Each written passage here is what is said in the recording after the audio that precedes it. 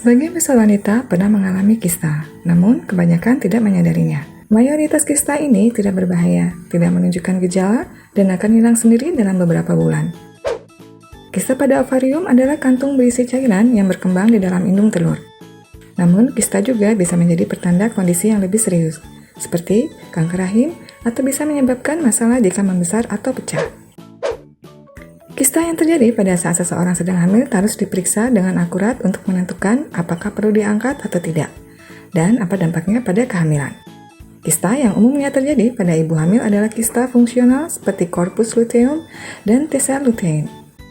Sebagian besar kista jenis ini akan hilang dengan sendirinya dalam 14 hingga 16 minggu, namun beberapa bisa terus ada hingga setelah persalinan.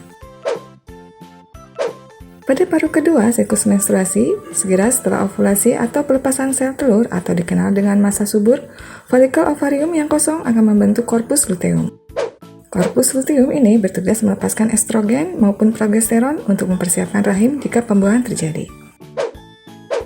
Jika pembuahan sukses dan kehamilan terjadi, corpus luteum akan bekerja melepaskan hormon untuk memberi gizi, mendukung dinding rahim dan pertumbuhan bayi hingga plasenta menggantikan tugasnya pada sekitar minggu ke-10 hingga 12.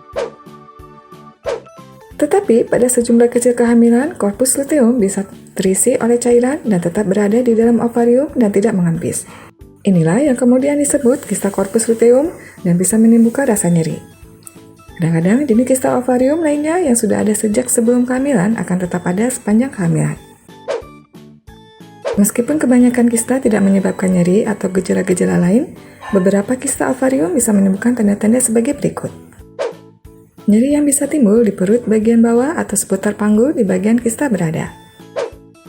Rasa kembung yang dialami ibu hamil dan rasa tertekan di perut yang tidak bisa dideteksi oleh ibu hamil. Biasanya kista yang pecah bahkan saat hamil bukanlah sesuatu perlu dikhawatirkan. Cairan dari kista akan menghilang dan kista yang pecah akan sembuh dengan sendirinya.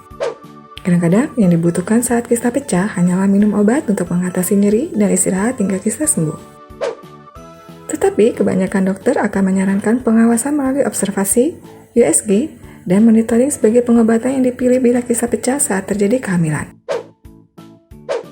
Namun, jika ada kekhawatiran akan terjadinya infeksi akibat pecahnya kista ini, atau jika terjadi pendarahan dan rasa nyeri yang tidak tertahankan, maka dokter mungkin akan menyarankan pembedahan.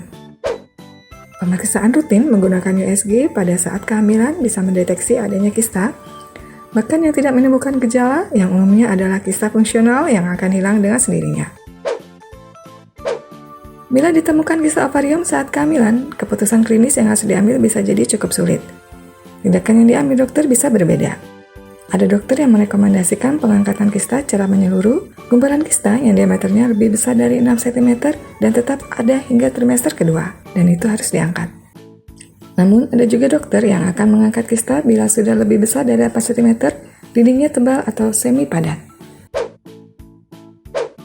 Ibu hamil yang terdeteksi mengalami kista trimester pertama dan tidak membutuhkan tindakan darurat akan diawasi hingga minggu ke-16 kehamilan untuk memberi waktu bagi kista fungsional untuk menghilang sendiri untuk mencegah pengangkatan corpus luteum yang bisa membahayakan kehamilan, serta untuk menghindari resiko penggunaan anestesi dan pembedahan di trimester pertama. Namun, jika pembedahan memang dibutuhkan, maka dokter akan berusaha sebisa mungkin untuk melakukan pembedahan. Munculnya kista ovarium fungsional yang terjadi saat masa ovulasi tidak bisa dicegah. Berita baiknya, sebagian besar kista ovarium yang terjadi saat kehamilan adalah tidak berbahaya. Tetapi bila pasien mengalami nyeri atau gejala-gejala tidak wajar lainnya, maka harus segera memberitahu dokter. Pemeriksaan USG dan MRI adalah cara yang aman dan bisa membedakan antara gumpalan yang jinak dengan yang ganas. Jika kista menyebabkan nyeri namun tidak membahayakan, dokter atau bidan akan meminta pasien untuk beristirahat dan meresepkan obat pereda nyeri yang aman. Jika kecurigaan bahwa kista akan tumbuh menjadi ganas, maka pendekatan multidisiplin harus dilakukan. Dan pasien harus dirujuk ke spesialis yang berpengalaman menangani kondisi seperti ini agar kehamilan bisa tetap berlangsung dengan aman. Jika pasien pernah mengalami kista corpus luteum pada satu kehamilan, maka belum tentu kista akan kembali muncul di kehamilan berikutnya. Demikianlah informasi mengenai kista yang terjadi pada masa kehamilan. Bila ada pertanyaan dan pendapat, bisa dituliskan di kolom komentar. Jangan lupa untuk like dan share video ini. Tekan tombol subscribe dan aktifkan lonceng notifikasi agar tidak ketinggalan informasi seputar kehamilan dari channel Ayah Bunda Pintar.